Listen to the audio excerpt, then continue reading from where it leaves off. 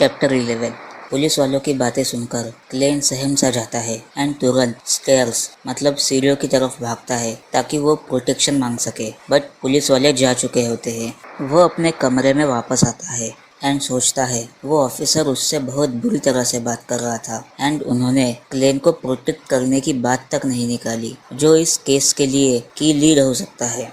But मन ही मन में उसे ऐसा लग रहा होता है कि ये उनकी एक चाल हो सकती है एंड वो इस वक्त उस पर नजर रख रहे हैं। ये सोच के वो राहत की सांस लेता है एंड देन वो मेलिसा के लिए एंड खुद के लिए डिनर प्रिपेयर करने लगता है एंड वो ये बहाना भी सोच लेता है कि वो मेलिसा को ये बताएगा कि उसे खाना बनाना वेल्च मैकडोरन के शेफ ने सिखाया है। खाना बनने के 30 से 40 मिनट बाद मेलिसा आती है एंड कहती है खुशबू काफी अच्छी आ रही है। क्लेन भी उसे जवाब देने के बदले कहता है तुम्हें क्या लगा मैं खाना वेस्ट करूंगा? मैंने वेल्च के कुक से खाना बनाना सीखा है। इसके बाद वो दोनों बातें करते करते खाना खाने लगते हैं। बट मेलिसा क्लेन के हिस्से का भी खाना खा जाती है। उसे खाना कुछ ज्यादा ही पसंद आ गया था। बट क्लेन कहता है मैंने पहले ही खा लिया था। शेफ बनने के यही तो फायदे होते हैं। चैप्टर 12। उसके बाद क्लेन अपने इंटरव्यू की तैयारी करने लग जाता है। मेलिसा अपना असाइनमेंट कंप्लीट करने लग जाती है एंड करीब 11 बजे वो दोनों सोने चले जाते हैं। दरवाजे पे खटखट होती है। क्लेन अपनी नींद से उठ जाता है एंड पूछता है कौन है एंड बाहर से आवाज आती है डन स्मिथ। क्लेन जैसे ही दरवाजा खोलता है उसे दिखता है वही पुलिस वाला जो कल आया था। जैसे ही दरवाजा खुलता है क्लेन उनसे पूछता है कुछ हुआ है क्या एंड वो पुलिस वाला रिप्लाई करता है हमें एक कैरियर ड्राइवर मिला है। पूछताछ करने पर हमें पता चला कि 27 तारीख को तुम मिस्टर वेल्च के घर गए थे जिस दिन वो दोनों मर गए एंड मिस्टर वेल्च ने ही तुम्हारे ट्रांसपोर्ट का भाड़ा दिया था। एंड ये बात सुन के ही क्लेन की फटके चार हो जाती है। इसलिए नहीं कि उसने ही सब कुछ करा है बट इसलिए कि उसका ट्रांसमाइग्रेशन का भांडा फूट जाएगा। 27 तारीख को ओरिजिनल क्लेन गया हुआ वो वेल्च के घर पे। तभी सेम डे सेम तारीख में ये तीनों सुसाइड करके मर जाते हैं। क्लेन एक बनावटी स्माइल के साथ कहता है इससे ये साबित नहीं होता कि मेरा उनके मरने में कोई हाथ है। खुद जानना चाहता हूँ कि वो दोनों आखिर मरे कैसे बट मुझे याद नहीं आ रहा। मैं खुद अपनी डायरी पढ़ के सारी चीजें याद करने की कोशिश कर रहा हूँ। इस पे स्मिथ तुम्हारा दिमाग सच में खराब हो गया है ऐसा कहता है। वो अपना गुस्सा पूरा कंट्रोल कर रहा होता है, बिल्कुल दिखा नहीं रहा होता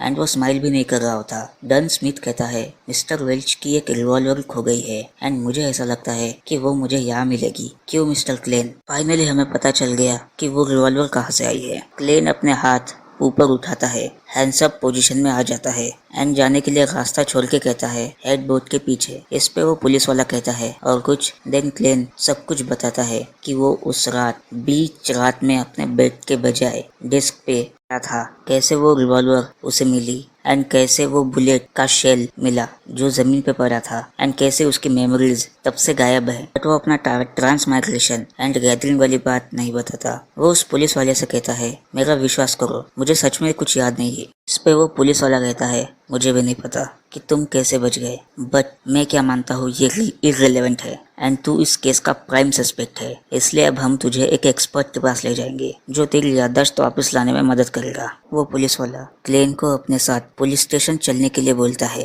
एंड ये भी कहता है कि इसमें रफली 2 से 3 दिन लगेंगे। अगर उसकी वजह से कोई प्रॉब्लम नहीं हुई तो क्लेन स्मिथ से एक नोट लिखने के लिए रिक्वेस्ट करता है। क्लेन एक नोट पीछे छोड़ देता है बट वो यही सोच रहा होता है कि अगर इन्हें ट्रांसमाइग्रेशन के बारे में पता चल गया तो क्या होगा। एम्परर रोजेले भी जो ट्रांसमाइग्रेशन का एक सस्पेक्ट है उसे मारा गया है। ट्रांसमाइग्रेशन जैसी चीजें उसे कोर्ट या फिर आर्बिट्रेशन भेज सकती है। उसे एक वक्त पर एक स्टेप लेना होगा। जैसे ही वो क्लेन के अपार्टमेंट के बाहर आते हैं स्मिथ क्लेन को कैरेज में बैठने के लिए बोलता है। इतने में 2 लोग बाजू में चोर चोर करके झगड़ रहे होते हैं। इससे सबका ध्यान उन पे जाता है। इस मौके का फायदा उठाकर क्लेन वहाँ से भाग जाता है। वो भागते भागते एक कैरेज में चल जाता है एंड सिटी के बाहर जाने के लिए बोलता है एंड वो सोच रहा होता है कि पहले वो पुलिस को मिसलीड करेगा देन कैरेज के बाहर जंप कर देगा। अब आप में से बहुतों को लग सकता है कि ये पुलिस से बच के जाएगा तो कहाँ जाएगा। वो बैकलैंड जाने की सोच रहा होता है। बैकलैंड वहाँ का कैपिटल है एंड वहाँ की पॉपुलेशन भी बहुत ज्यादा है इसलिए वहाँ पर छुपने में बहुत आसानी होगी। कुछ देर बाद जब उसे पता चलता है कि वो कैरियज गलत रास्ते पे जा रहा है तो वो ड्राइवर से पूछता है तुम कहाँ जा रहे हो। वो ड्राइवर कहता है वेल्च के घर एंड जैसे ही वो पलटता है क्लेन चिल्लाते हुए कहता है डन स्मिथ। क्लेन झट से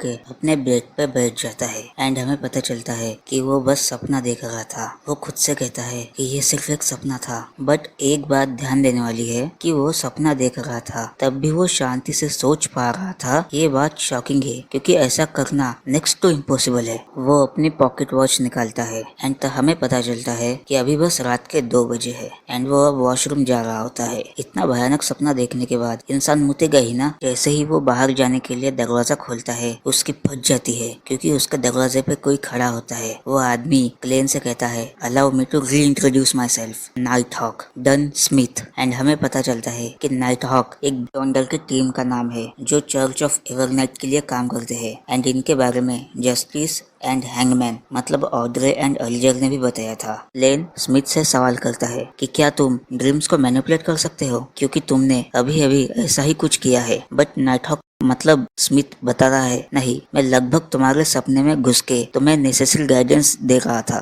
मैं तुमसे ज्यादा सपने वाले तुम में ज्यादा भरोसा करता हूँ। इस पे क्लेन कहता है कि क्या अब आपको मुझ पे भरोसा हुआ कि मैं अपनी याददाश्त खो चुका हूँ। एंड नाइट हॉक इसका सीधा आंसर नहीं देता। वो कहता है, तुम सरप्राइज नहीं लगते अभी जो हुआ उसकी वजह से। मैं ऐसे भी लोगों से मिल चुका हूँ जो ऐसी चीजों पे भरोसा नहीं करते एंड ये सोचते हैं कि वो अभी सपना देख रहे हैं। यहाँ पे मिस्टर स्मिथ छोटी से छोटी चीज या फिर बात को ध्यान से ऑब्जर्व कर रहा होता है। क्लेन इसका जवाब देता है, मैं हमेशा प्रार्थना करता था कि ऐसी कोई पावर हो जो उसकी मदद कर सके। फिर स्मिथ क्लेन की तारीफ करते हुए कहता है, तुम्हारी सोच कमाल की है। मुझे नहीं लगता कि तुम सिर्फ लक के बेस पे बचे हो, पर फिर भी तुम्हें हमारे साथ एक्सपर्ट से मिलने आना होगा। आफ्टर ऑल तुम एंटीगोनस फैमिली के नोटबुक से भी जुड़े हो। इसके बाद हमें दिखाया जाता है कि क्लेन भी उसके साथ जा रहा होता है एंड मन में सोच रहा होता है, सपने में जो हुआ उसके बाद ये अलर्ट हो चुका होगा, मेरे लिए यही सही होगा कि मैं इसको फॉलो करूं। जाते जाते स्मिथ सवाल पूछता है कि सपने के अंदर तुम भागे क्यों, तुम किस चीज से डर रहे थे। क्लेन इसका जवाब देता है, मुझे कुछ याद नहीं है कि नाया एंड वेल्च के साथ क्या हुआ, मैं उसमें इन्वॉल्व हूँ